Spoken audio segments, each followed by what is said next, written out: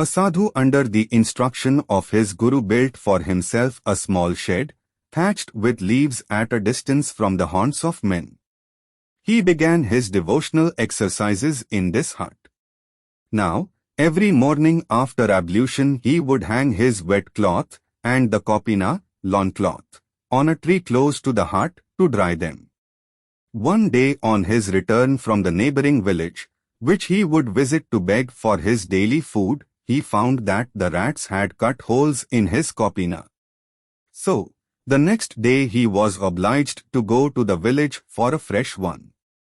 A few days later, the sadhu spread his loincloth on the roof of his hut to dry it and then went to the village to beg as usual. On his return he found that the rats had torn it into shreds. He felt much annoyed and thought within himself, where shall I go again to beg for a rat? Whom shall I ask for one? All the same he saw the villagers the next day and represented to them the mischief done by the rats. Having heard all he had to say, the villagers said, "Who will keep you supplied with cloth every day? Just do one thing, keep a cat, it will keep away the rats." The sadhu forthwith secured a kitten in the village and carried it to his hut. From that day the rats ceased to trouble him, and there was no end to his joy. The sadhu now began to tend the useful little creature with great care and feed it on the milk begged from the village. After some days, a villager said to him, "Sadhuji, you require milk every day. You can supply your want for a few days at most by begging. Who will supply you with milk all the year round? Just do one thing, keep a cow. You can satisfy your own creature comforts by drinking its milk, and you can also give some to your cat." In a few days the sadhu procured a milch cow and had no occasion to beg for milk any more. By and by, the sadhu found it necessary to beg for straw for his cow.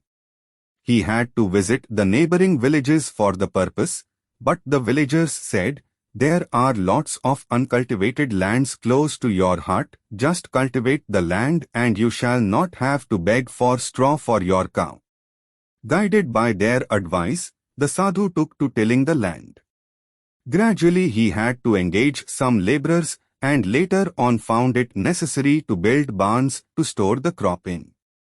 Thus, he became, in course of time, a sort of landlord. And, at last he had to take a wife to look after his big household.